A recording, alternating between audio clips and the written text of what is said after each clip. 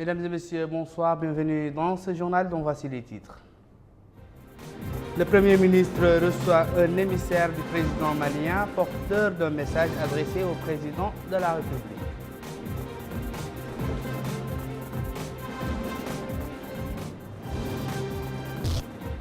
La commission des finances du Sénat examine le projet de budget 2017 de certains départements ministériels.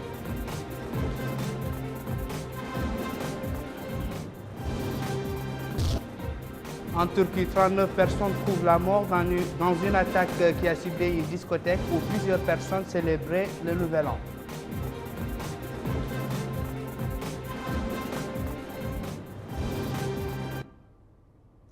Merci de nous accueillir chez vous. Je vous le disais dans les titres, le Premier ministre Yahya Ould a reçu aujourd'hui un envoyé spécial du président malien Ibrahima Boubacar Keïta, Mahamadou Diagouraga, haut représentant du président de la République du Mali, qui a remis au Premier ministre un message écrit adressé au président de la République Mohamed Ould Abdelaziz par son homologue malien Ibrahim Boubacar Keïta. La rencontre, a dit l'émissaire malien, était l'occasion de passer en revue les questions d'intérêt commun. J'ai eu ce matin l'honneur d'être reçu par M. le Premier ministre à la demande de son Excellence M. le Président Mohamed Abdelaziz, à qui je devais remettre un message de son frère et ami, le Président Ibrahim Boubacar Keïta. À cette occasion, j'ai d'abord présenté, après les salutations, mes vœux de bonnes et heureuses années à tout le peuple mauritanien, au gouvernement et particulièrement au président Mohamed Abdelaziz lui-même. Et nous avons aussi échangé sur les questions d'intérêt commun qui sont nombreuses, qui sont variées et qui sont si heureusement traitées de façon consensuelle. J'ai tenu à apporter aux autorités de la Mauritanie toutes les salutations respectueuses et fraternelles du Mali. Merci. L'actualité parlementaire est marquée au Sénat par les réunions de la Commission des finances. Celle-ci a examiné le projet de budget du ministère de la Jeunesse et des Sports pour l'année 2017 et suivi un exposé sur les différents chapitres de ce budget présenté au nom de la ministre de la Jeunesse et des Sports par son homologue des Affaires sociales, de l'enfance et de la famille. La Commission a également discuté le projet de budget du ministère délégué auprès du ministère de l'Économie et des Finances. Son ministre délégué Mohamed Ould Kambou a édifié la Commission sur les différents chapitres du budget de son département.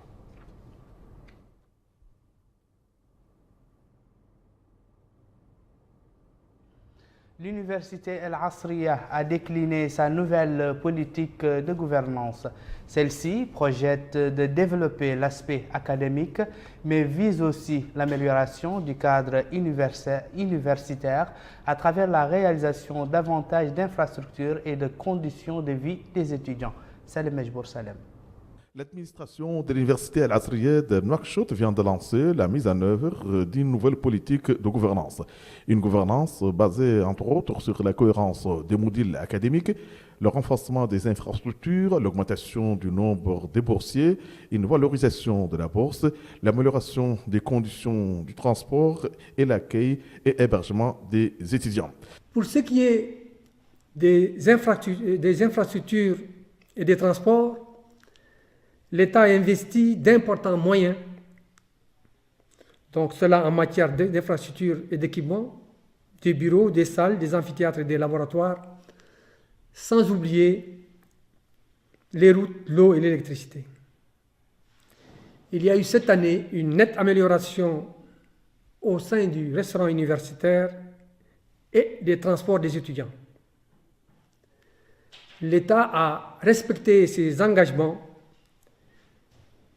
en mettant à disposition de la Société des transports publics, la STP, plus de 100 bus cette année, dont plus de 40 sont déjà dédiés au transport des étudiants et du personnel administratif de l'université de Nouakchott Al-Asriya. L'université Al-Asriya de Nouakchott se préoccupe dans la foulée de l'élargissement des capacités d'accueil du restaurant universitaire. Je voudrais annoncer ici qu'un grand restaurant est en cours de construction. Je veux dire en cours de finition d'ailleurs. Il sera opérationnel dans un délai très proche, dans un délai très court. Et il sera à même de servir en même temps des centaines d'étudiants. Et dans ce restaurant, dans ce nouveau restaurant, seront servis le petit déjeuner, le déjeuner et le dîner, Inch'Allah. Concernant le transport des étudiants, je me rappelle que l'année dernière, l'État avait pris l'engagement d'acheter dans les meilleurs délais 40 bus pour les mettre à la disposition des étudiants. Alors, ces 40 bus ont été effectivement achetés, c'est-à-dire que cet engagement a été respecté par l'État, mais l'État est allé plus loin en achetant 75 bus supplémentaires qui sont là actuellement sur le territoire mauritanien et dans les parkings de la STP. À ces 75 se sont ajoutés 15 bus aussi, alors ce qui fait un total de 130 bus. Alors, ça fait 2 voire 3 fois le besoin en transport des étudiants. L'université Al-Asriya de Nouakchott ouvrira prochainement un pavillon au campus destiné à l'accueil des 1500 jeunes filles. Les garçons bénéficient déjà des 1500 chambres au campus universitaire.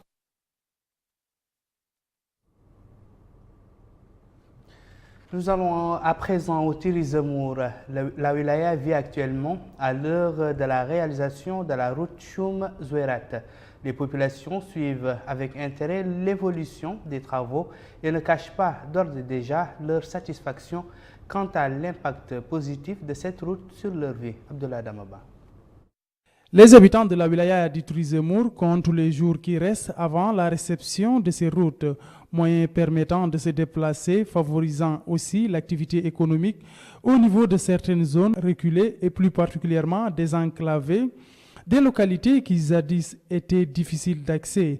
La route Attar-Choum-Zouerat est presque achevée, à part quelques bretelles qui doivent être exécutées. C'est ce qui explique l'enthousiasme des habitants au niveau de cette zone. C'est ce que nous confirme cette dame, détentrice d'une boutique à Touaïgil. Elle félicite les autorités pour la réalisation de cet axe routier. Elle dit que cette partie était enclavée, mais elle demande que les 15 km restants soient achevés. Les habitants, plus particulièrement les transporteurs qui ont l'habitude d'emprunter ces pistes caouteuses, révèlent les difficultés qu'ils enduraient avant la construction de la route Attar-Choum-Zouerat. Ce camionneur dit que ça fait 20 ans qu'il emprunte ces pistes. C'était très difficile, nous dit-il, mais maintenant, tout va bien avec cette nouvelle route. Cet habitant de Touaïgil dit que la nouvelle route a mis un terme à leurs problèmes. Avant, souligne-t-il, il fallait traverser plusieurs zones avant de venir sur place. Maintenant, affirme-t-il, un passager peut facilement prendre un taxi et venir à Touaïgil. Il conclut en demandant l'achèvement des travaux. L'importance de la construction de routes n'est plus à démontrer. En plus de faciliter les va-et-vient des citoyens, elle contribue à faire vivre l'activité économique au niveau de ces localités. Nous allons à présent à Nouadhibou, où nos confrères du bureau régional d'El Mauritania ont fait une incursion dans une cordonnerie. Cela peut vous paraître anodin, mais il ne s'agit pas de n'importe quelle cordonnerie. Celle que vous allez voir est originale. Mohamed Lemel Bakar. Détrompez-vous, ces chaussures ne sont pas l'œuvre de cordonniers, mais de cordonnières. Ces jeunes filles ont choisi ce métier qu'elles exercent d'ailleurs avec dextérité, et le produit fini n'a rien à envier à celui réalisé par les hommes, dont ce métier a été de tout temps leur chasse gardée. Grâce aux connaissances acquises après une formation, ces jeunes filles ont décidé de se lancer dans cette profession. Elles ont ouvert une cordonnerie et apparemment elles s'en sortent plutôt bien, dit l'une d'elles. Elle ajoute qu'elles ont subi une formation de 9 mois dans la confection des objets traditionnels comme les coussins, mais sur le marché ces articles attiraient très peu de clientèle. Aussi, nous avons, dit-elle, décidé de nous lancer dans la fabrication des chaussures, des sacs à main et des parures. Depuis, notre fabrication s'écoule plutôt bien et notre clientèle se développe. Soucieuses tout de même de conserver le patrimoine culturel, ces jeunes filles continuent de fabriquer des articles artisanaux. Cela nous prend parfois plusieurs jours, mais nous aide par ailleurs à ne pas oublier cet héritage, dit cette autre cordonnière. Ces pionnières dans la confection des chaussures et d'autres articles très usités de nos jours sont la preuve que la femme dans notre pays peut renverser la donne selon laquelle certains métiers sont du domaine exclusif des hommes. Nous quittons Nouadhibou sur une note triste. Je veux parler de l'hommage rendu à feu Ahmed Ould Abdelaziz, Cheikh Omar Ndiaye et Ahmed Ould Taleb décédés il y a un an. Une initiative dite martyre sur la voie du salut a salué la mémoire de ces trois jeunes et rappelé l'engagement qu'ils vouaient aux citoyens, aux actions qu'ils menaient au profit des démunis. Mohamed Lamine Bakar. Il y a un an, disparaissait dans un tragique accident de la circulation feu Ahmed Ould Abdelaziz et deux de nos confrères qui l'accompagnaient, feu Cheikh Omar Ndiaye et Ahmed Ould Taleb, alors qu'ils revenaient d'une mission humanitaire dans l'est du pays. Ce vendredi, un hommage leur a été rendu à l'initiative de martyrs sur la voie du salut. Des hommes et des femmes qui les ont connus et approchés de près ont magnifié le parcours de ces trois jeunes décédés à la fleur de l'âge, mais qui, en dépit de leur courte vie, étaient connus pour leur droiture, leur simplicité, leur engagement et l'amour qu'ils vouaient aux actions qu'ils entreprenaient. Des témoignages soutenus par un film documentaire qui les montrait à l'œuvre pour apporter le sourire à des déshérités. Une fatha a été en définitive lue en leur mémoire pour le repos de leurs âmes. Ici à Nouakchott, le parti de la Coalition nationale démocratique a organisé hier soir un rassemblement pour souhaiter la bienvenue en son sein d'un groupe de cadres issus de l'initiative dénommée l'engagement pour la Mauritanie. L'occasion pour les leaders du parti et du président de l'initiative de passer en revue les orientations du parti et les progrès qu'il a réalisés depuis sa création. Le président du parti de la Coalition nationale démocratique, Dr Yaqoub Ouloumoine, s'est félicité de l'adhésion de ce groupe, affirmant qu'il reflète la confiance et la considération dont il jouit au sein des populations à l'intérieur du pays. Il a enfin appelé à une participation active lors des prochaines échéances électorales. Et nous réformons ce journal par quelques nouvelles brèves de ce qui fait l'actualité en Corée du Nord, en Indonésie et en Turquie avec Abdullah Damaba. Fait du nouvel an macabre en Turquie, 39 personnes ont été tuées lors d'une fusillade dans la discothèque Reyna à Istanbul. 65 autres se sont retrouvés avec des blessures. L'attaque n'a pas encore été revendiquée. Le président turc Recep Tayyip Erdogan, dans un message écrit, a indiqué que les auteurs de cette attaque tentent de créer le chaos et détruire la Turquie. Le gouverneur d'Istanbul, pour sa part, parle d'attaques terroristes qui constituent la dernière en date d'une longue série d'attaques. Un incendie à bord d'un bateau indonésien qui transportait plus de 200 personnes a fait 23 morts et 17 disparus en Indonésie. Ces derniers venaient de quitter la côte près de Jakarta. Les passagers paniqués n'ont pas hésité à sauter à l'eau.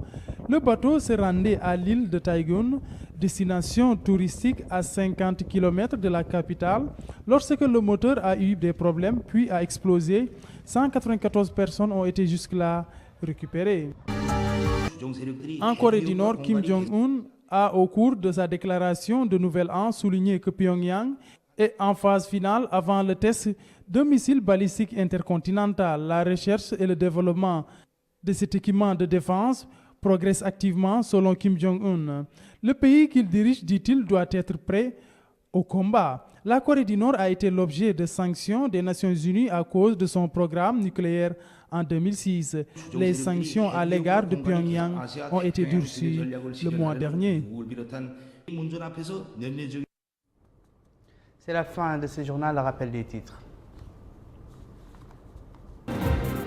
Le Premier ministre reçoit un émissaire du président malien, porteur d'un message adressé au président de la République.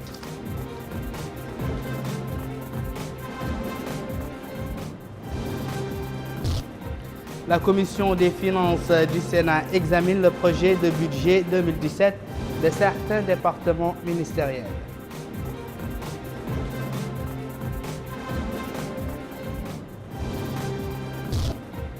En Turquie, 39 personnes trouvent la mort dans une attaque qui a ciblé une discothèque où plusieurs personnes célébraient le Nouvel An.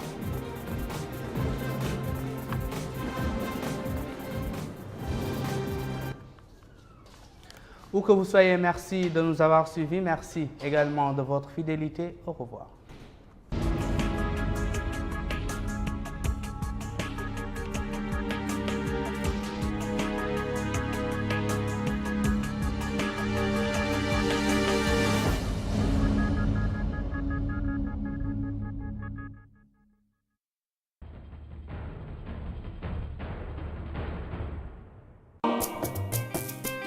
Les forfaits GratiPlus, la meilleure solution pour toutes vos communications.